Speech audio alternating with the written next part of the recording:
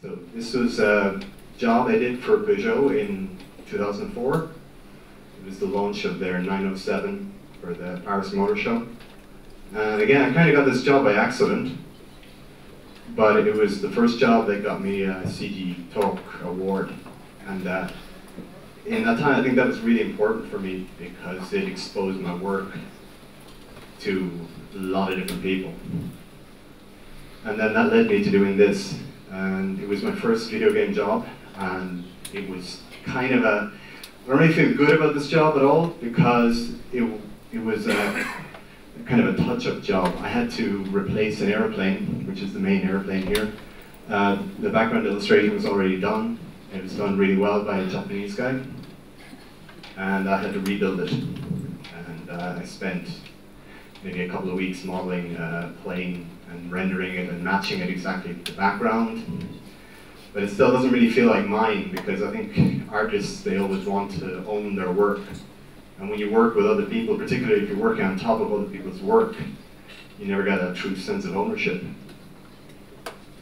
And then for the same company, I did MotoGP. So MotoGP was my first authentic video game cover, and it was the first one that I could feel like I owned because I started it and I finished it. And I ended up working on, I think, about 5 or 6 of these titles for 3 different companies because the franchise passed from one to the other. And yeah, this is one of the pieces I did for, I think, Capcom at the time. So it went from THQ to Sega to Capcom. And then another thing happened in my life that kind of came by accident. I went to work for Realtime UK. I don't know if anyone here knows who they are. Yeah? Yeah, this changed my life completely. So before that I was doing kind of nice work, but going to Realtime UK was like the thing that sort of changed my route.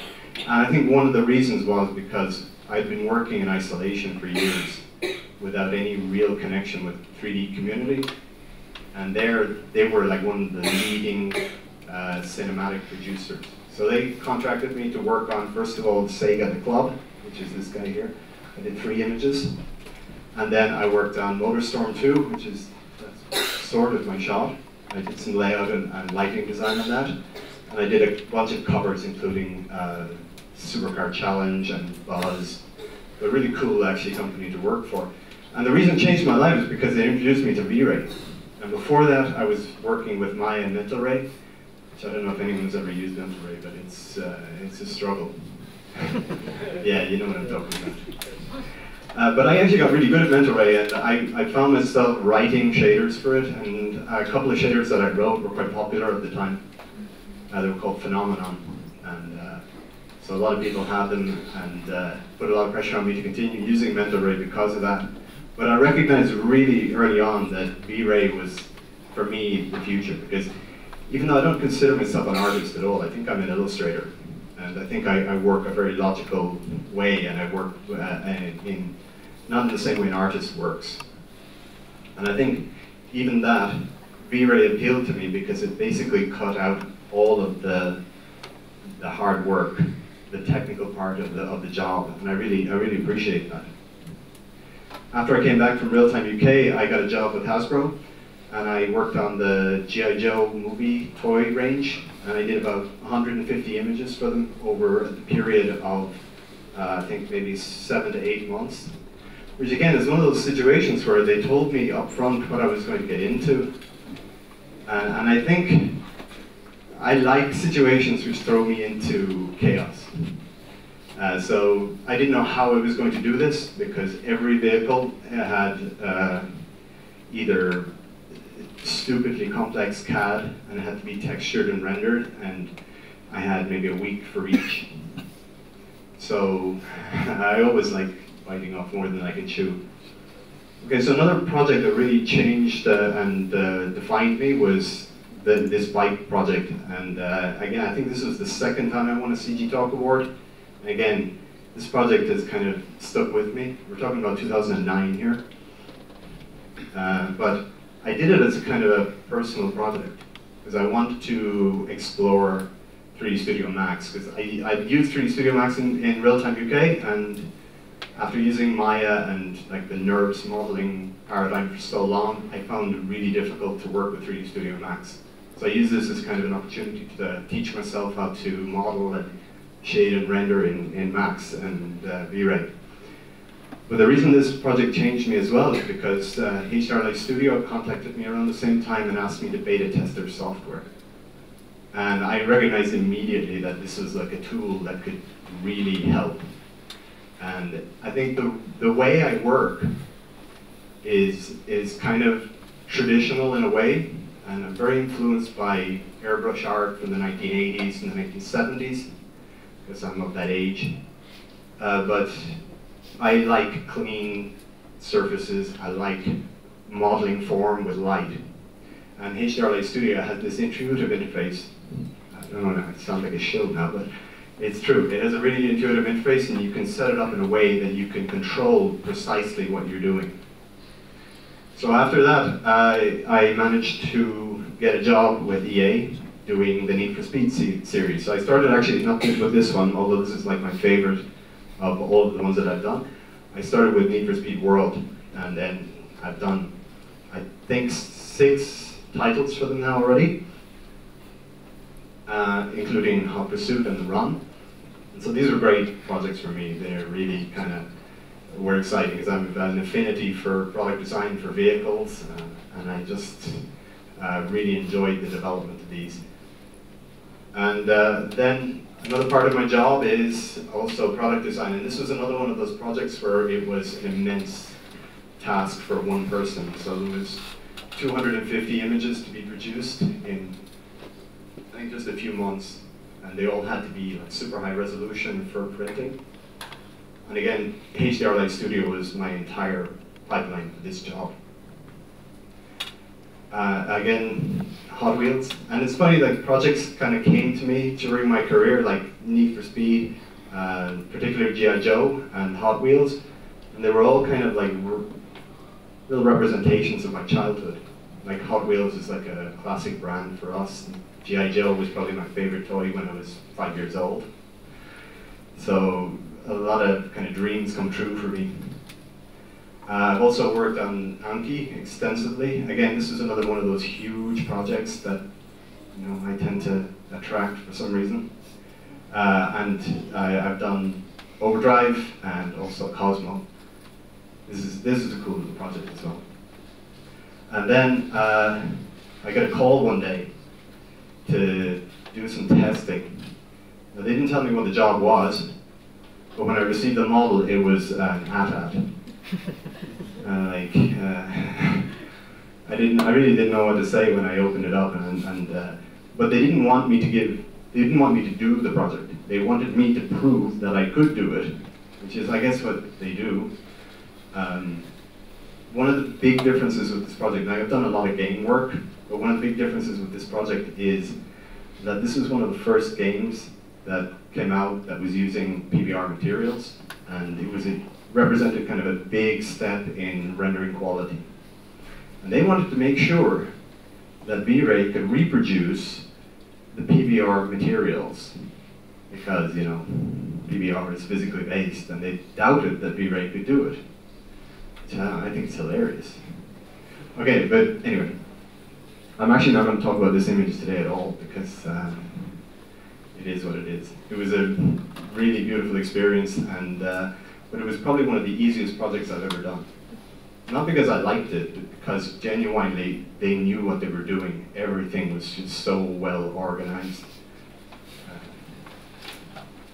Right after that, I did Scalebound, which is like kind of almost on the other end of the spectrum. It was a chaotic experience with ridiculous deadlines and huge render requirements. So in this case, for instance, the dragon behind has a render resolution of 30,000 pixels squared. It had 32-bit displacement with 16K displacement maps on it, and just like working with that in the viewport was immense.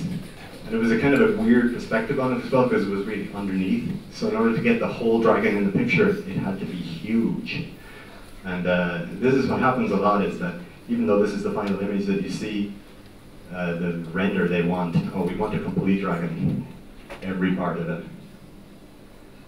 And recently I've done Crackdown 3, which is another one of those massive projects. I had to build a city for this. And of course, at the end of the day, you can't see anything. There's fire everywhere. The retoucher just went crazy with it. But I spent like weeks building this city. And then they put this like kind of chromatic aberration and depth of field. And this, you can see behind him actually, where is it? There's a citadel here. I spent like 3 days modeling it. You can't see anything. And it doesn't appear in any other piece of art. It's just in this one. Story of my life. So recently I've also done the latest Need for Speed, which is Payback. And this is it's a nice project. There was a big challenge with this with the smoke, and it was one of the things that kind of stumped me. I had to use Maya to generate smoke for the wheels, and then H3 Studio Max to render, because that's what I've been using for so long with V-Ray.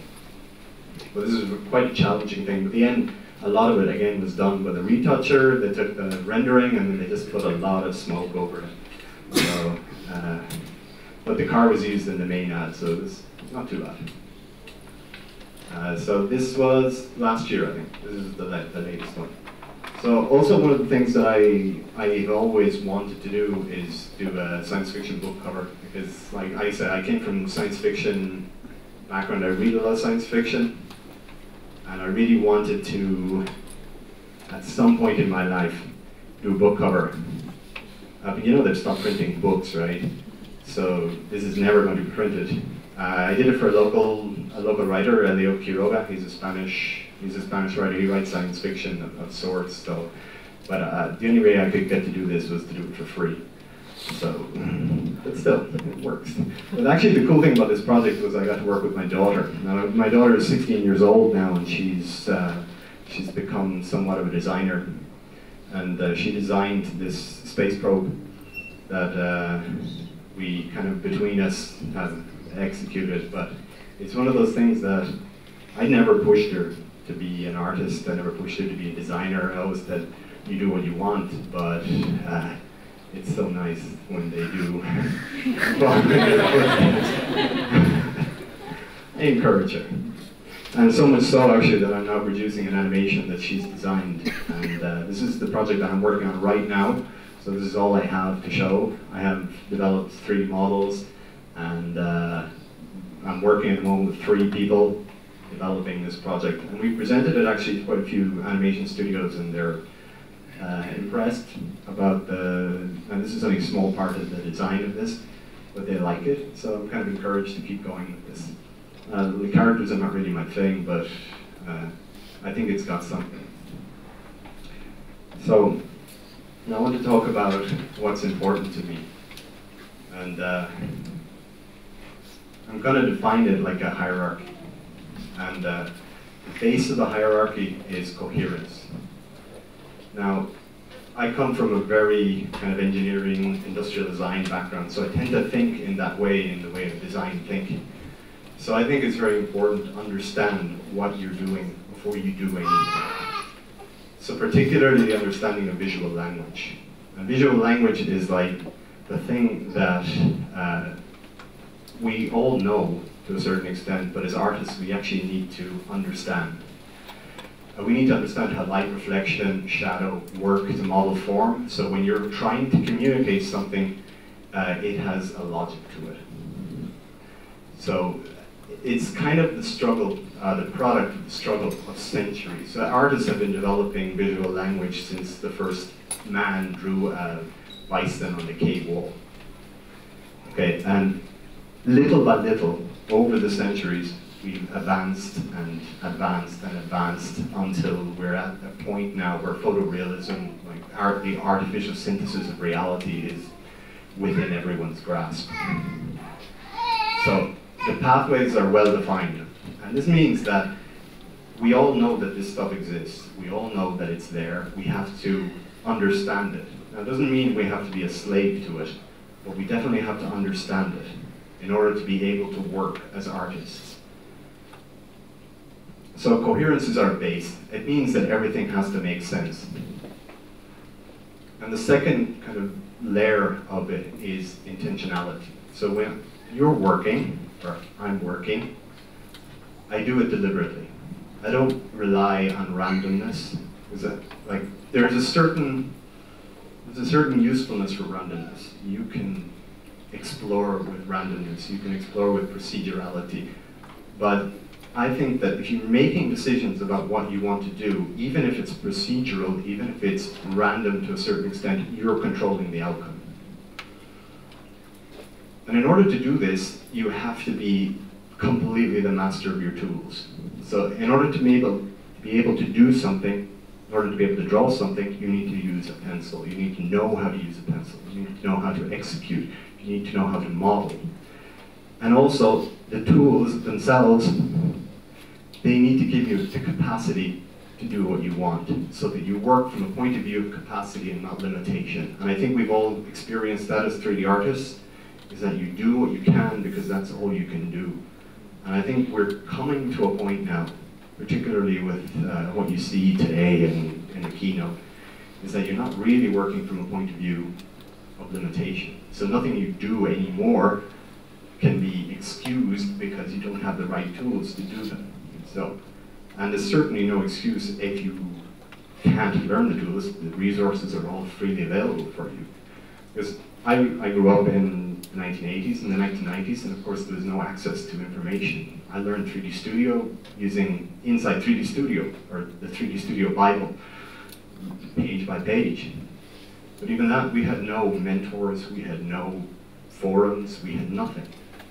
And I think maybe the struggle helped us. Maybe that difficulty is something that we had to overcome. And I think being intentional about your work allows you to evolve. And I think that in my work, I can see the evolution of my work over the years. And I think it's a progression, even though it's like a stepped progression. I think that being deliberate about what I'm doing allows me to evolve. And the last is vision. You know, it looks like the Illuminati. And in fact, I made this PSD file, and within 2 days, I had like 3 or 4 new followers on Instagram that were Illuminati accounts. They're watching me. I think they might be. Anyway, so vision is the artistry in what you develop. Okay, so what I was talking about previously, like coherence and intentionality, is more about the technical mastery of your job. But vision and artistry are what you develop and what's like uniquely yours, and it's how you perceive the world. So, and it's the expression of what you feel is beautiful and meaningful. And I think even in somewhat technical work like what I do, there has to be an element of that. Because I think if you're just producing what everyone else can produce, that's not really coming from you, you're not going to distinguish yourself at all. So, and how do you develop that? You do it by being curious. And I think that's my kind of most important feature, that I'm endlessly curious. I research, I go so deep into topics. And you can see that, I think, with almost every artist, that the curiosity is what drives them. And play as well, obviously, is like experimentation and all of that. So I want to talk about a couple of projects that I've worked on in a little bit more detail. I'm going to present a project that I did at Realtime UK, although not when I was working there. They contracted me to do this. And it's Dawn of Titans. Dawn of Titans, anyone know what it is? No, right. Job done.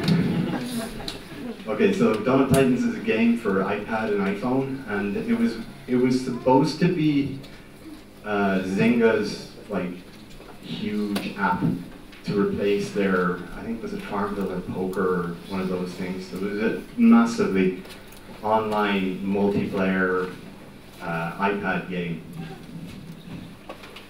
So I'm going to go through the brief. And what I was asked to do was create a scene from Dawn of Titans, and it involved having a full 3D scene with legions of warriors of different classes, so think like World of Warcraft type elves and gnomes and that kind of thing. And initially the brief was, you just need to line them up, do some simple posing. It's going to be fine. And it had to have the actual look of the game. And this is the thing, an iPad game looked like an iPad game even then. I was talking about like maybe 3 years ago. And then deliver everything in 7 days. Story of my life. Okay, so this is what they sent me. Looks easy, right? Actually, it didn't look all that hard to me at the time, and I thought 7 days I'll get this done, no problem. This is what I delivered. Wow. Yeah, it didn't take 7 days. Let's have a close look at it here. There's approximately 10,000 different soldiers, several thousand different props. You can see that there's a lot of detail in posing, a lot of things going on in this image. Dragons that were not rigged. Okay. And for the eagle eye, there's Wally. Yeah, it kind of ended up feeling a little bit like that after a while. So, let's go. I had to have a strategy for this, because this is the thing. I'm very orderly, very strategic about how I work, because I have to be, because I'm alone and no support. So, I came up with a plan. First of all, I received everything in Maya format, and most of the models were rigged in Maya, and they had their material applied in Maya, but I render in Max and V-Ray, obviously. So I had to do my first major task, which was to pose everything in Maya, and then to get everything and their materials back to Max as efficiently as possible. So I designed a kind of a pipeline to do this. I'm not going to go into the details because I really don't want to talk about shaders, but I had to have, you see, what I did was I created every scene asset as a V-Ray proxy, obviously. Even though the models weren't all that complex, because they were game models at the end of the day, and I didn't have near the budget to actually do anything with them, so I pretty much had to take them and use them as they were. I did the look development with HDR Light Studio, which to me seemed like the obvious thing to do, because I've been using that tool at this stage for about 7 or 8 years. And then I'm going to render in parts and composite everything. Okay, so this was a massive time management job. All right, and then coffee. I needed lots and lots of coffee to do this. I was like working 18, 19 hours a day for, I think the whole image took me maybe a month and a half. So here's a couple of the early poses. So we broke it down basically into heroes and peons. So the plebs in the audience, and then the main character. So I spent quite a lot of time posing and getting all these characters exactly right, and then rigging some of them, because some of them had either broken rigs or rigs that didn't work, or no rigs at all. And particularly the dragon had no rig, so that took extra time. So I devised kind of a plan to pose them as well. Now each category here, you can see there's 6 different categories. I think there was 8 in total. So they had 5 different levels, 5 different equipment, and in about 10 different poses. And I mean, it was just like, great. I like this one particularly. Full metal jacket. Oh no, it was a platoon. It's platoon, isn't it? Yeah. So then I did some look development on it initially. And this was a very, very simple thing, because I needed to know at high resolution whether the textures that they sent me and the models they sent me were going to work even. So there was, I mean, there's some very ropey stuff going on here with the rigs, and I had to kind of blend it out in ZBrush.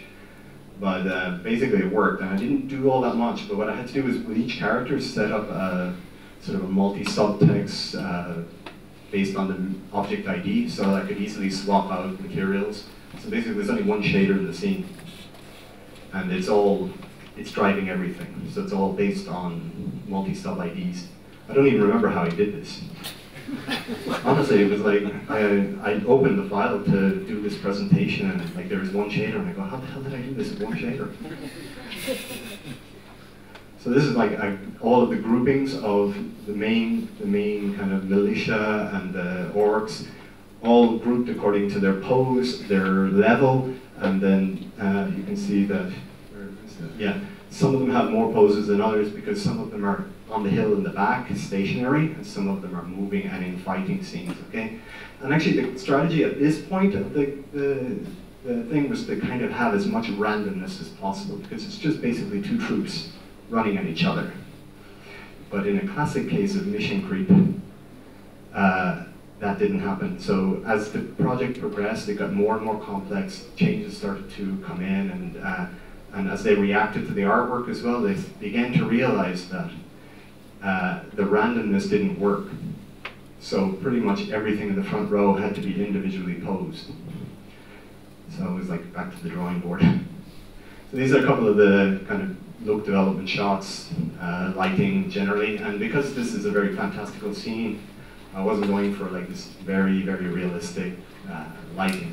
I kind of have a philosophy about lighting anyway, that like some artists are really into photorealism and trying to make work that's indistinguishable from photographs. But because I have a more sort of airbrush and fantastical or science fiction art approach, I tend to work a lot with sort of classic three-point lighting system. So I'm just going to break down the lighting on this dragon. And I'm using HDR Light Studio here. And I used a very, very classic HDR here from Dosh Design. I'm sure everyone has used this one actually. So I started off with this and I got this result here. So it's okay, but I kind of use that as my starting point. And then I start to build up a little bit of the background. So I added, in this case, a sky background, which is like a procedural sky background that HDR Light Studio has, to define very well the sun. Because the sun in this particular HDR wasn't very strong. In fact, it didn't have a very wide dynamic range. And then I started to work, and this is a technique I use almost all the time, which is darkening the sky and darkening the ground. And it has this kind of really nice effect, particularly when you're dealing with chrome, because it puts a lot more gradient into the lighting. So you'll see with cars, particularly like that classic car shot for the chrome on the car, the sky is really dark. So I darken down the sky again, and this focuses the lighting so it's not so uniform. And then I start to build up my sun. And I'm building up layers and layers of sun, and I tend to do this a lot in HDR Light Studio because it gives me a lot of control. So I start with a small light, put a bigger light on top of it, put a bigger light on top of it, so I can control how the sun bleeds over the surface. And then control the overall brightness of it. And then this particular light here, the sun soft highlight, kind of extends the highlight. I don't like hard highlights at all, so I try to bleed them out as much as possible. And then I start working on the fill light. So the fill coming from the right-hand side there, and you can start to see the modeling of the surfaces, which is like basically a cylinder in this case, starts to read a lot better. And then I do my rim light. Now the rim light was useful because behind the dragon there's a big plume of smoke, so I wanted to sit in nicely there. And then again, I use the same technique in the rim light. I make several lights and layer them on top of each other, so you get much more control over how it bleeds across the surface. So breaking it down then, that's the key light.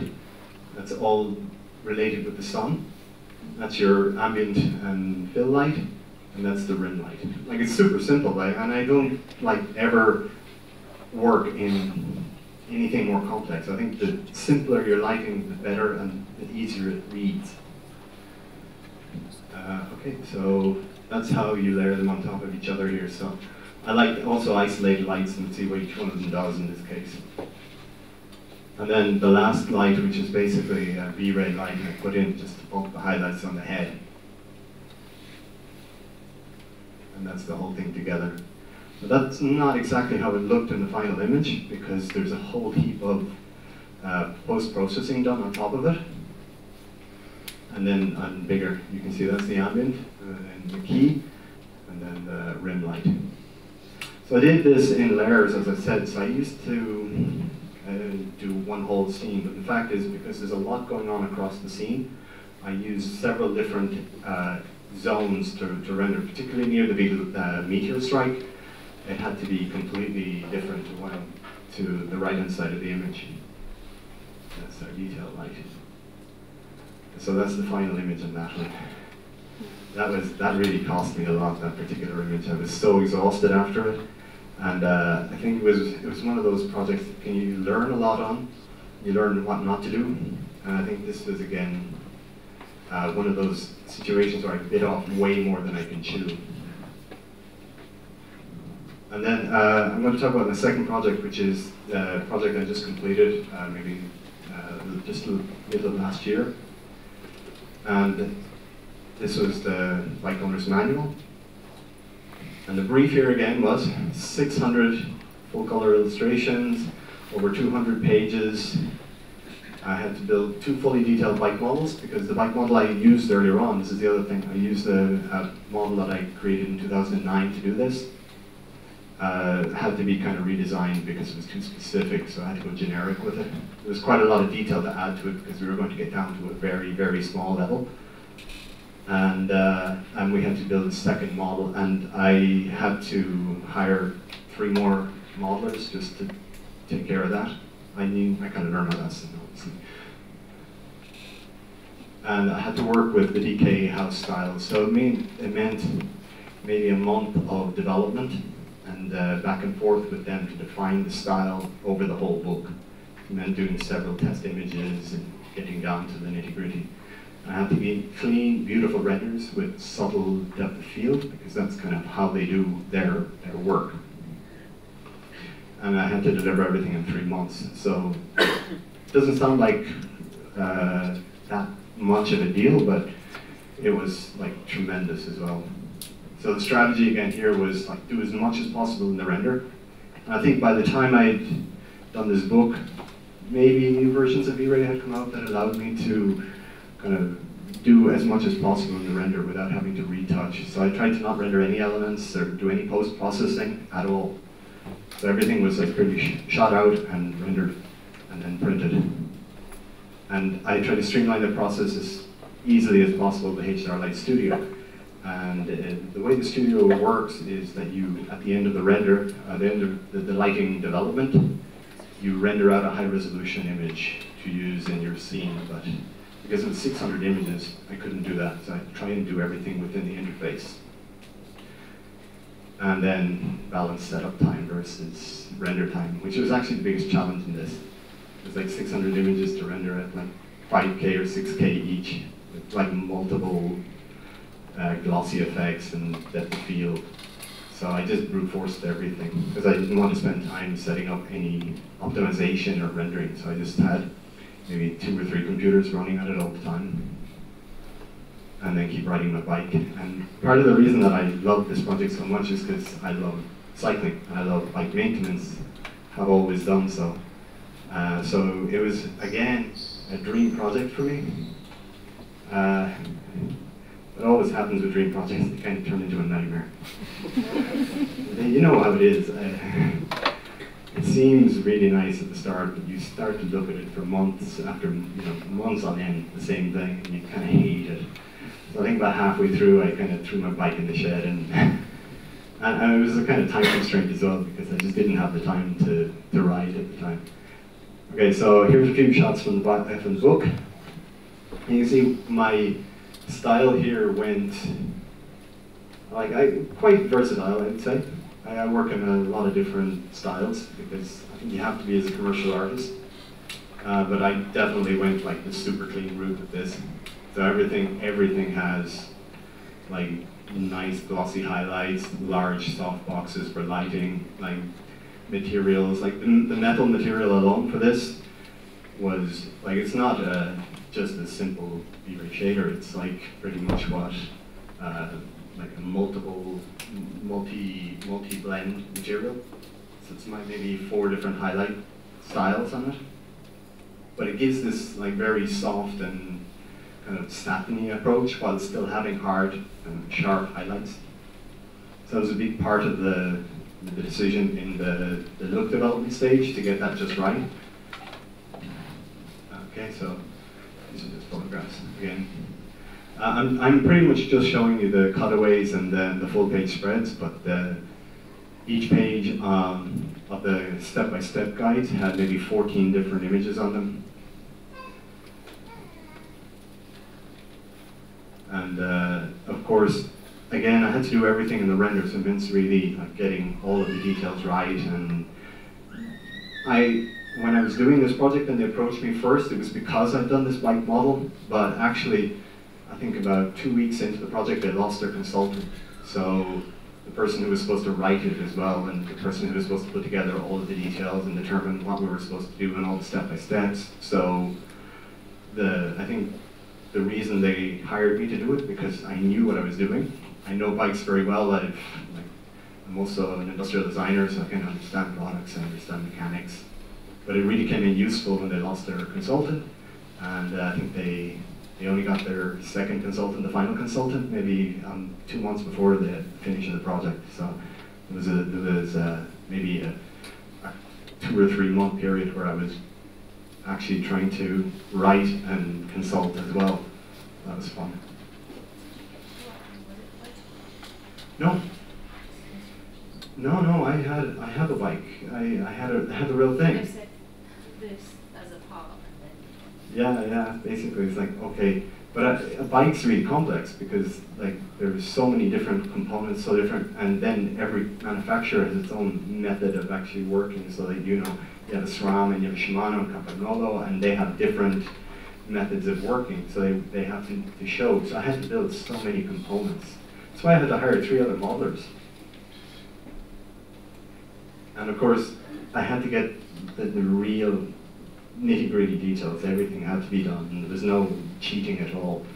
I like to cheat a lot because we don't have that much time or budget to make everything in 3D. So I did a lot of these cutaways, and I used obviously the Payback clipper, and it was quite technically challenging because once you do, you can use one clipper and then it'll just cut everything away, but because there was so many nested clippers, to just troubleshoot just this image alone, see this here?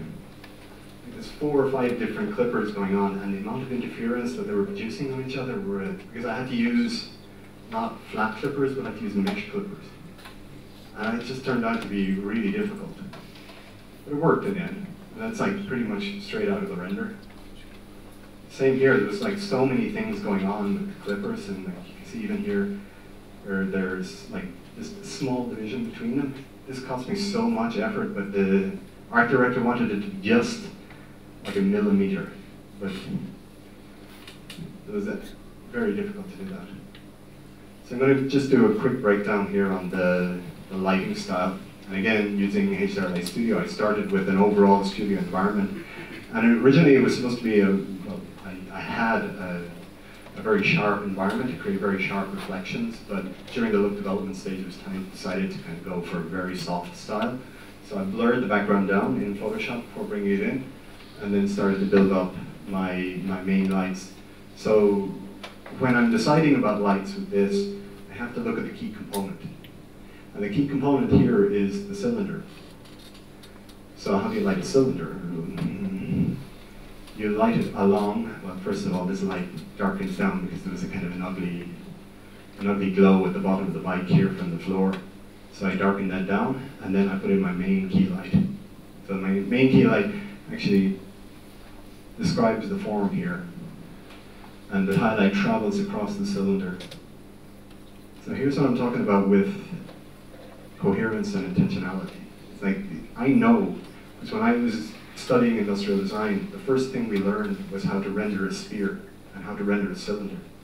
And there's a kind of a visual language, like an iconography. And so if you want to render a cylinder, this is what you have to do. You have to run the highlight along it. It seems kind of obvious, right? But actually, I see lots of instances where people don't do that, and I think it's because they haven't learned those key basics. And again, I did this kind of boost on my highlight, and I tend to break everything down into individual lights. So even though you have a lot of control over the individual lights here, like all of these parameters here can control the position of the bulb and how the bulb spreads across the light. I like to do everything in individual lights because then I can completely control the exact balance of those lights and where that highlight hits. Okay, so then that's my boost light. And then the other part of the bike that needed to be lit was this cylinder here. But however, it's not like the key component, so it's not going to receive the same amount of light as the other one. And in fact, if it does, it tends to clash visually with it. So I put a lighter highlight there and boosted it, so just slightly. You can still determine the form, but it doesn't take over the image. And then I used the area light feature, which is basically you can get a light inside HDR Light Studio, make it an area light, and then you can kind of pop it out. And I did that so because I wanted some highlight pings on the sprockets here. So you can see like those little highlights there. But I didn't want it to affect anything else in the image, so I popped it out as an area light and then constrained it just to those surfaces using exclusion. And then that's the final image. Now the final image doesn't really look like this because I tend to use a little bit of tone mapping on it. So the final image looks like this. It's super clean, like almost no noise. I don't remember exactly the render time, but it wouldn't have been any more than about half an hour for a 5K. And I usually distribute render it across 3 computers at the same time. The smaller images were around 3 or 4K, so this was probably the biggest one. At the time I didn't have a really fast computer either, I just had a Dual Xeon. So I had to, it pretty much was rendering 24/7 at the end. And yeah, this is literally my last slide. Actually, it's not, there's one more. No, this is just the full size. It's pretty much like the one-to-one render. So I'm really proud of this project because I think it was probably the one I was the most implicated in terms of like, not just ownership, but because they lost their consultant and I was involved in it in a much deeper way rather than just my typical work, which is a client will send you an image and you have to send it back to them and then the retoucher will do something on it. But basically I had like complete control over the final image here, and I really got to, because I geeked out about the bike stuff, I really got to get involved in this project. And I started riding my bike again afterwards, so eventually. So this is a quote I want to leave you with, which is like, jump off the cliff and learn how to make your wings on the way down, which is by Ray Bradbury. And I think it describes perfectly everything I've done in my career so far. It's like, yes, I can totally do it. But like, I often take on projects that are really, really complex, like for an individual, with really short deadlines, and then as I'm panicking, things start to happen. So it's kind of a good feeling because I kind of appreciate chaos in a way, even though I'm like, as a person, I'm very ordered and I'm very tidy. Chaos, I think, brings opportunity. And I think if you're only ever going to take on jobs that you know you can do, you'll never advance. And I think every one of the images that I showed you during the first part of my presentation represented that in my career. There was always something in it that I thought I'd never get done, and it's either time or technicality or even from a creative point of view. I'd never thought I could do it, but I always said yes, and I've never regretted it. So I always jump. Okay, thank you very much.